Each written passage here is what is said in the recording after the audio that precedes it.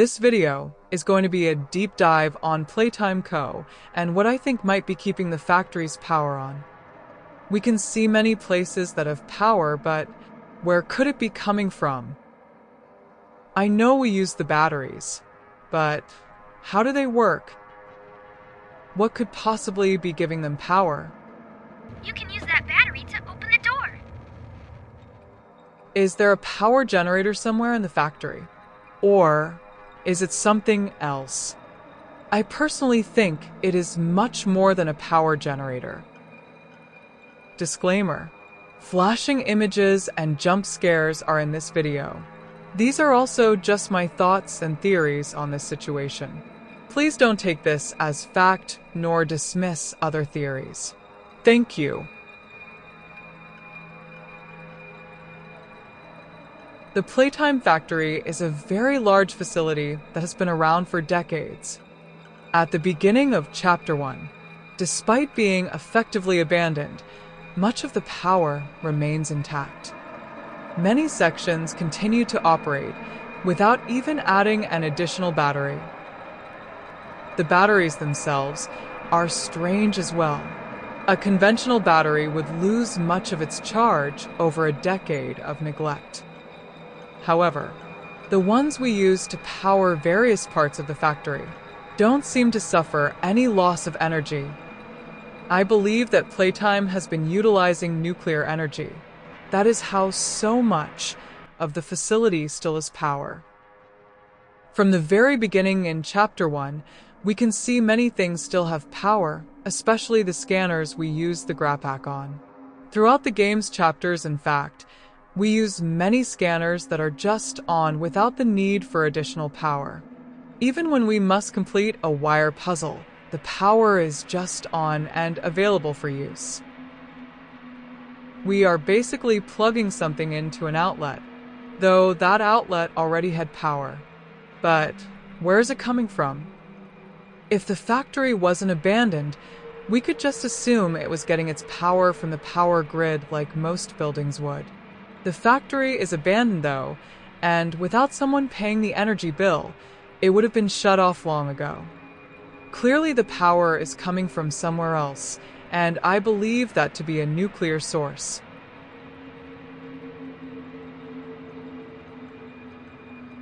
If you haven't seen my last Poppy theory, I'll leave a link to it in the description below.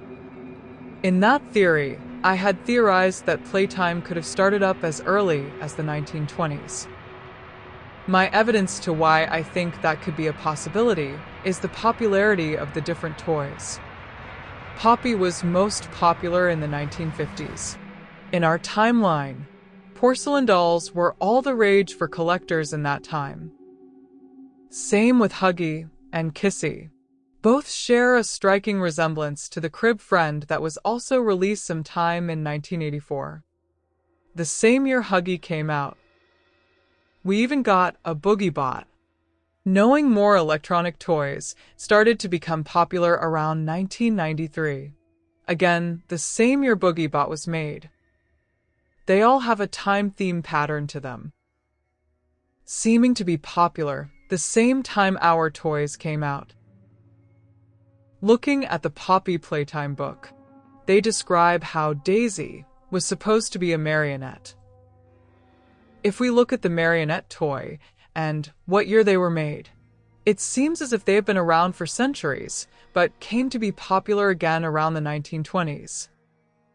If that's the case, could this mean that Daisy was the first creation of the company, making the company start in the 1920s?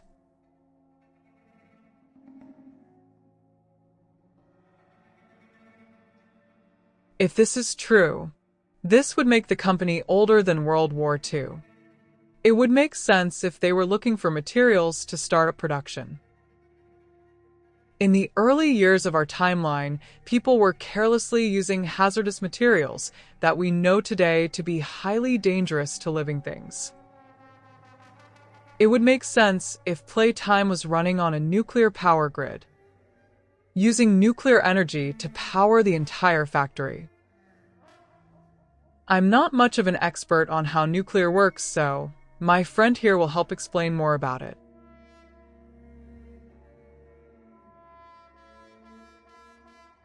If Playtime was founded in the 20s, it was probably powered like most buildings from the power grid.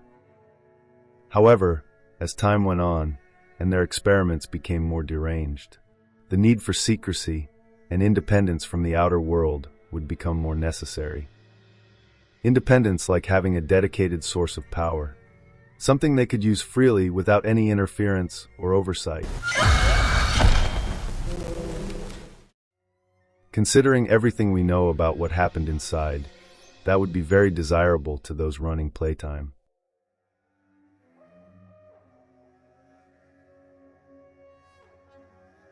Nuclear would make sense to have as a power source. Let's look at a few other power sources and why they wouldn't work as well for independence and secrecy. Coal is not as dense and much less efficient than nuclear fuel. Even with the vast caves beneath the factory, mining enough to power everything without having to import any would be a challenge. Hiding solar panels on the roof of the factory would be discreet, certainly, but they also suffer from lower efficiency and would struggle to provide enough power. Wind and water power would also be difficult to keep a secret. People would likely notice a large wind farm or hydroelectric dam being built without any explanation. This leaves nuclear power. An above-ground facility would be noticeable, but it is certainly possible to construct one deep underground somewhere in the caves. Such caves would also be likely to contain a reasonable amount of uranium to fuel a reactor. Although not directly confirmed, there are some areas we pass through that resemble uranium refineries. In Chapter 4 especially, there are several examples of this. In the area where we get the VHS tape and notes about Doi, we pass over a large vat of green-tinted liquid, suspiciously similar to vats used in the early stages of uranium refinement. We are also introduced to the cryo containers and pipes, containing something cold enough to instantly freeze Doi, among other things. Uranium mining can involve piping a freezing substance into the ground before mining. A freeze plant above ground chills calcium chloride brine to -30 degrees Celsius and sends it through the freeze pipes. We see these a lot in the area where we confront Doi, an area that was obviously being used for mining. That area alone provides proof that Playtime was actively extracting resources from the caves, with mining equipment spread all over, and even the massive drill we eventually used to end Doi for good. The pilot hole maps out the drill route to ore, and it creates an entry point for larger mining equipment. Just beyond that point, there are even trucks waiting, likely used to transport raw materials for refinement. We know Playtime was mining in the caves. It is quite likely they refined materials on site as well, given just how vast the factory truly is. It is not much of a stretch anymore to think that maybe they were able to build their own reactors, built in-house with the help of the intelligent people they employed and contractors sworn to secrecy. I'm a businessman, Mr. Silver, and I don't like to get angry. I get paid to see that things get done. And this, like everything else, will get done. This would definitely provide them all the power they could need, while being kept hidden deep underground, where they like to hide all their secrets.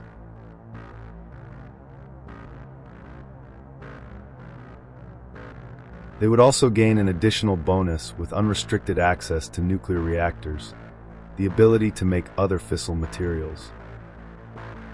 Materials like plutonium, a common fuel in a device called an RTG, a nuclear battery with a life of 80+ years, a battery that doesn't lose a charge after a decade, or even several. That certainly sounds like the sort of battery we use often in the factory, and it is definitely the kind of battery you wouldn't want to touch bare-handed either. To keep it simple, an RTG uses the heat of nuclear fuel to make electricity. They can get very hot, and can be fairly heavy too. Moving one without extra equipment would be quite hazardous. Ever notice how some items in the game go into an inventory, while others have to be held by the grab pack? The batteries are one such item that never go into our inventory. the only exception being the much smaller ones used in Chapter 1. The color of the two batteries we use most often stands out to me as well. Both blue and green can be associated with radiation. Thanks to the radium craze, green has long been the stereotypical color for a nuclear glow. Despite the stereotype, however, blue is a more natural color for a radioactive source and is observed regularly. With either color, it would be a telling sign as to their potentially radioactive contents. This could be another hint to the true nature of what we are holding and what Playtime has been using or misusing for power for years.